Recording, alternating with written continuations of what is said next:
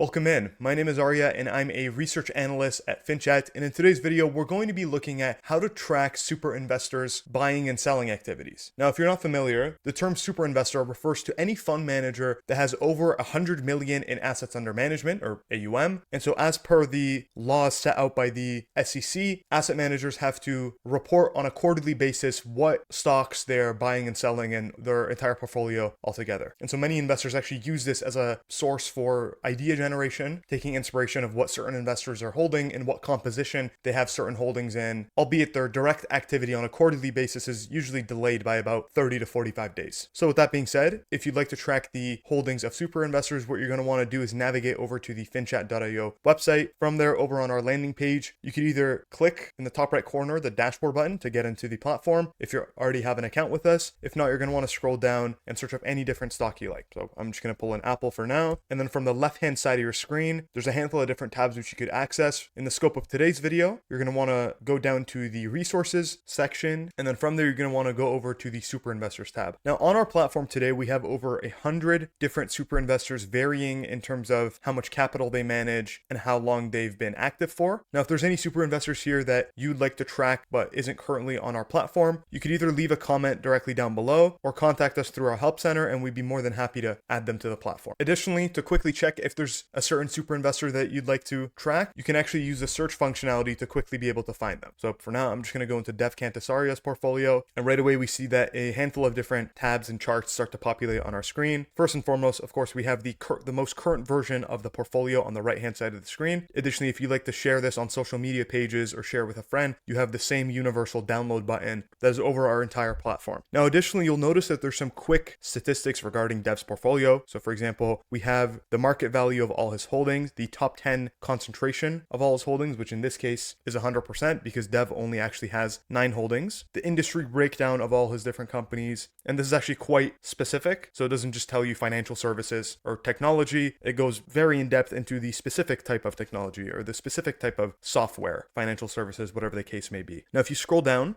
you'll see all of Dev Cantasaria's holdings with a handful of different complementary metrics. First and foremost, of course, is the market value of that holding that he has. So we see that he has $1.5 billion in Fair Isaac Corporation. What percent of his portfolio is allocated to that holding? How many shares he holds? Additionally, you have the change in that holding during the most recent period. So here we could see that for Fair Isaac, he actually sold about 3% of his holding in Q4 2024, which equates to about 25,000 shares. Quarter end price, and all the way at the end here, we see that Dev Cantasaria owns about 3% of Fair Isaac's entire company. Now, so far, this is pretty basic metrics and portfolio tracking tools. What really differentiates FinChat is that we're able to track the portfolio of these super investors throughout time and go back and be able to see their activity from years ago. So very simply, by clicking on the toggle towards the right of your screen, you're able to go back to any quarter you like. So for now, what I'm going to do is I'm just going to go back 1 year to Q4 2023, and you're able to see the composition of Dev Cantasaria's portfolio in Q4 of last year, the same sort of basic statistics of how much the portfolio was worth, how many holdings he had. All that information is available to us for that period, his activity during that period, the composition of holdings, so on and so forth. Now with FinChat, we could actually take this even a step further